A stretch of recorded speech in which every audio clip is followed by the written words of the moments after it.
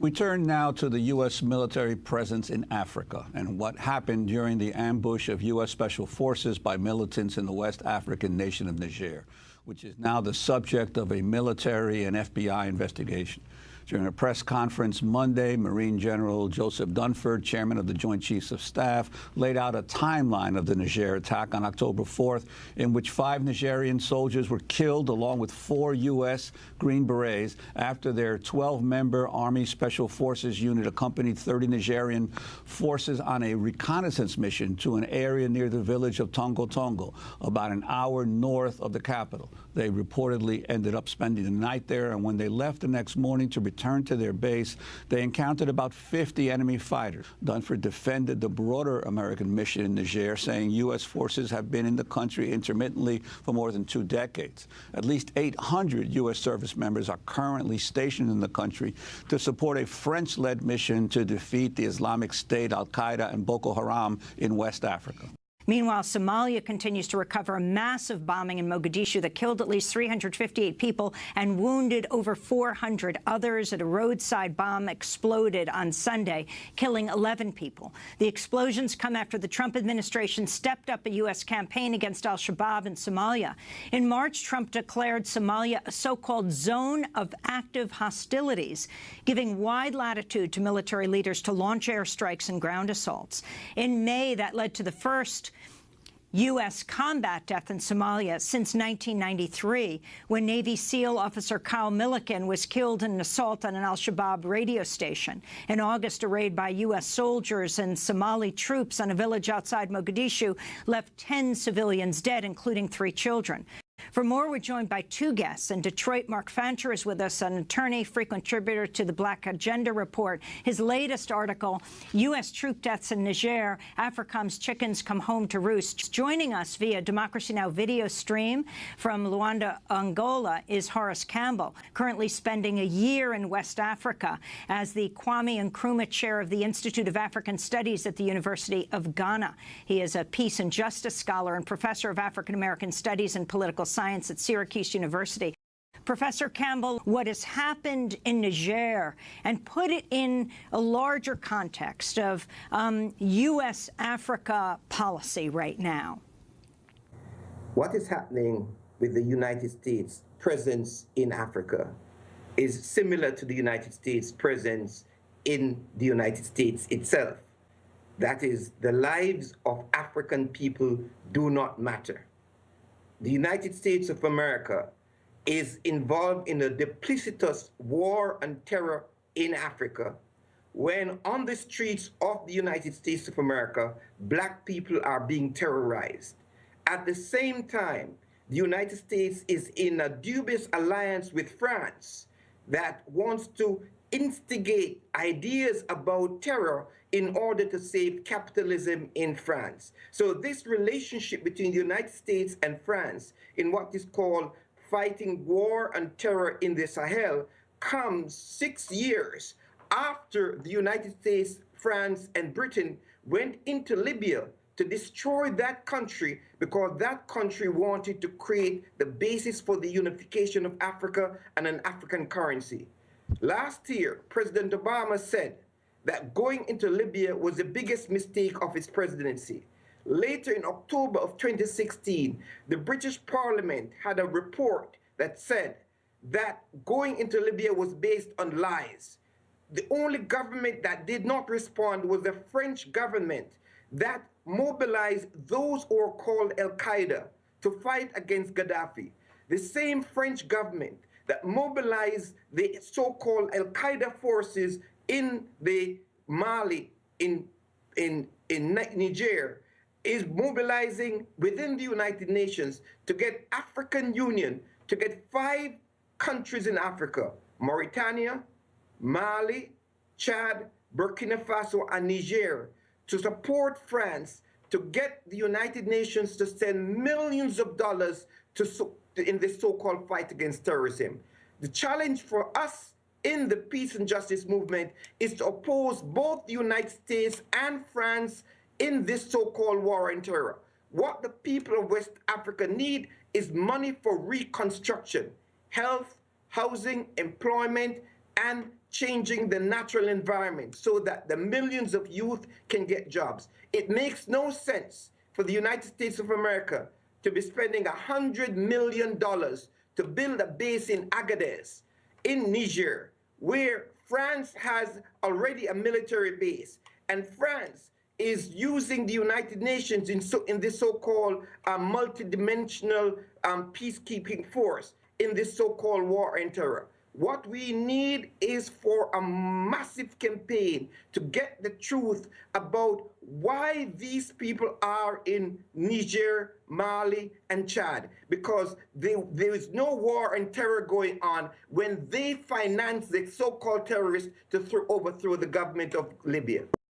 Could you also contrast or compare the French role and the U.S. role to China's increasing role in Africa and the strategy that China is using as well? Well, in the case of France and the United States of America, both cannot compete with China. In the case of Niger, Niger provides 75% of the electricity needs of France because it produces uranium. 7.5% of the world's production of uranium comes from a French company in Niger.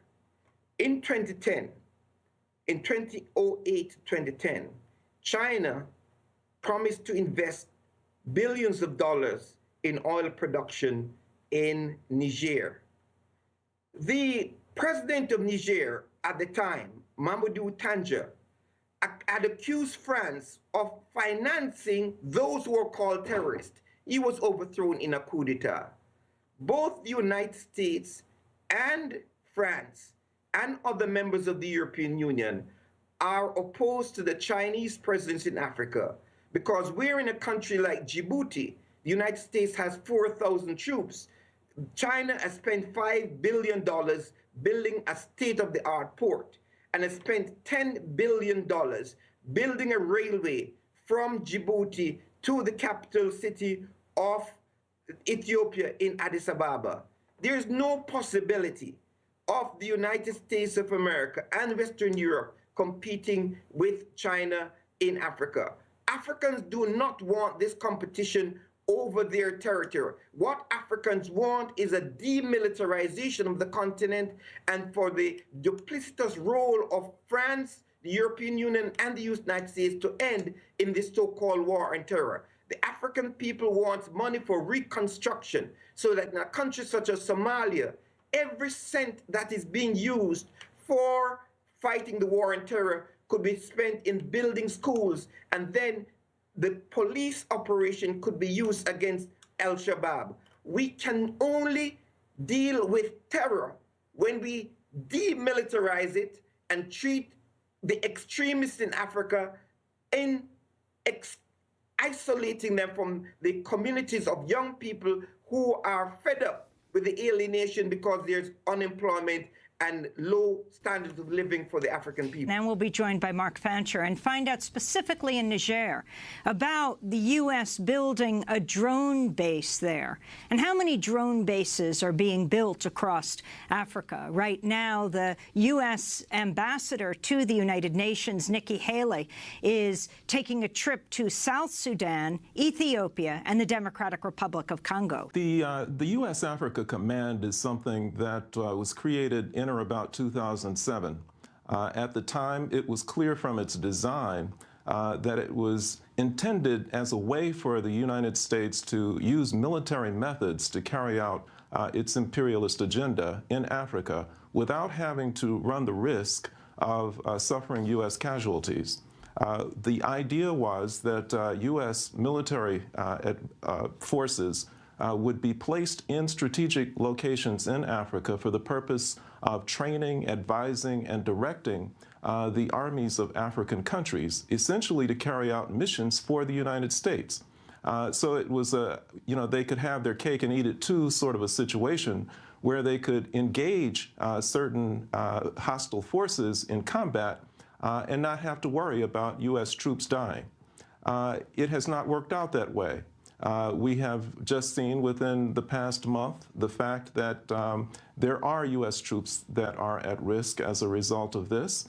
It was inevitable. Anytime that you introduce violence into a situation that requires the construction of infrastructure and attending to the needs of the poor, you're going to run into this kind of thing. Can you talk about what the U.S. troops are doing right now in Niger? Can you talk about why a drone base is being built? Well, it's not just Niger.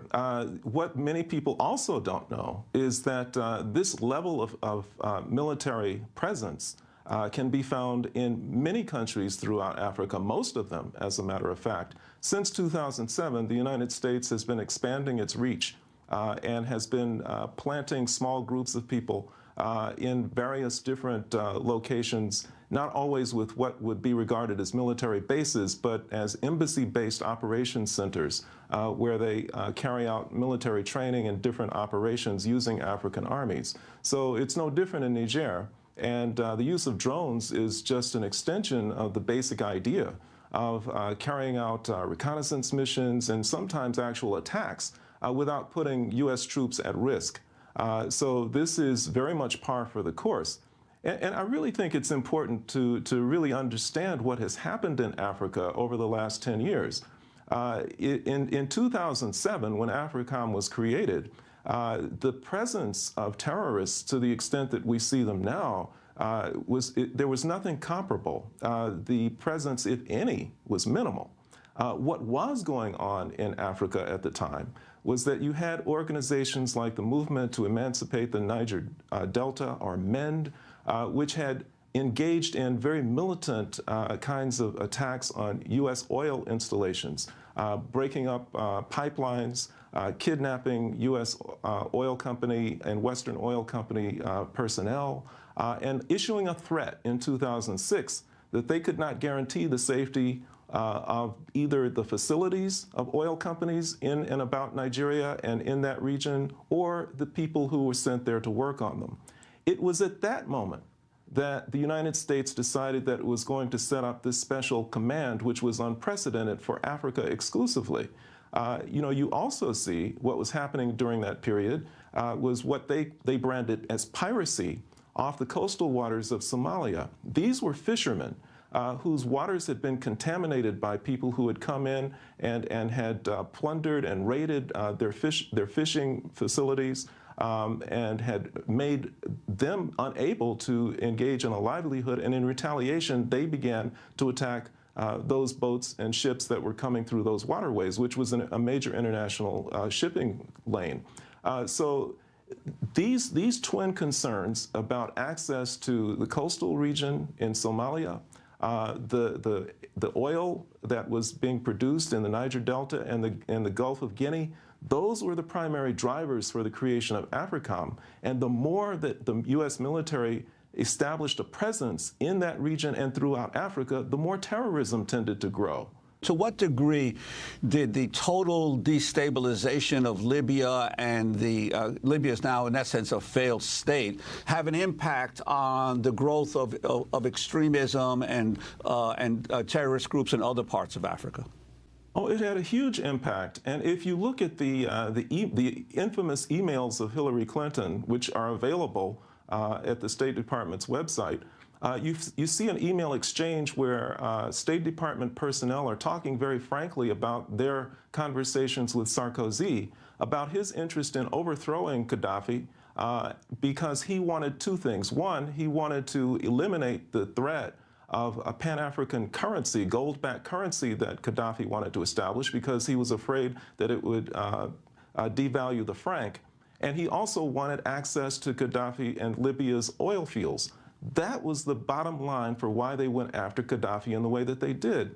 And in order to do it, AFRICOM stepped in and played a major role in recruiting local forces within Libya to attack Gaddafi.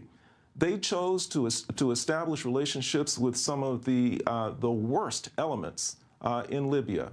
In fact, one of the groups that they established a relationship with was one which, by its very name, said that its mission was to eliminate black people from Libya. And so they gave guns, heavy artillery to all kinds of people in Libya with the hope and expectation that they would, carry out this overthrow of the Libyan government and assassinate Gaddafi. That played itself out, but those weapons were still there. I want to follow up on the point about what happened in Libya and why the progressive forces must continue to press for a United Nations investigation in what happened in Libya. I spelled all of this out in my book, Global NATO and the Catastrophic Failure in Libya. What is happening in Niger is a continuation of what happened in Libya. France is in deep crisis. France has taken over as Under-Secretary of Peacekeeping Forces in the United Nations. France tried to put a resolution through the United Nations Security Council to get more money for France in Niger, in Chad, in Mali. I wanted to go back to part one of our conversation where we started to talk about Libya. You say in order to understand what's happening in Niger, we have to understand what has happened in Libya. Can you take us down that path? We now know, as was said on this program, that Sarkozy of France said that France went into Libya to save the euro. There are 14 African countries who cannot have independent monetary and fiscal policy because their currency is tied to the euro through France. Now, France mobilized jihadists, those who are called terrorists, especially from among the Tuareg, in Libya to fight. France mobilized jihadists to overthrow Gaddafi. Those same jihadists were guided to Mali to overthrow the people and to disrupt the situation in Mali. The same France that mobilized the jihadists then went to the United Nations in 2013 to get the United Nations Security Council to support France to fight against terrorism. This is duplicity. The same thing is happening with Chad. Chad had 4,000 troops fighting in Libya. Chad is part of this 5-nation plus one that is working with France to destabilize West Africa and the Sahel. Now, the United States has recently placed the government of Chad on the list of countries that have a Muslim ban. And the United States call the government of Chad duplicitous. It is the same government of France and Chad and the United States of America that is working to undermine efforts of the African Union to bring peace and reconstruction and the African currency to Africa. So what we must be clear about to the progressive forces of the United States of America, that neither France nor the United States can have any political legitimacy in Africa when on the streets of the United States of America, fascists are walking around with Nazi flags and police are killing black people. I want to go back to the point that we made at the beginning. The United States has no legitimacy for fighting terrorism in Africa because you cannot fight to defend black lives in Africa when black lives are not important in the United States of America. And what we should be doing is to intensify the call for the dismantling of the U.S. Africa Command, and that every cent that is being spent within the U.S. Africa Command to militarize and destabilize Africa should go to reconstruction in Detroit, in the inner cities, and to provide water, health care, and education for people in the United States of America. Africa is very rich. Africa can reconstruct itself if the United States is not in Africa to ensure that the dollar is the currency of world trade and that African dictators send billions of dollars out of Africa to keep the dollar as the international currency. In Somalia, it looks like 358 Somalis were killed in what's known now as the Mogadishu massacre.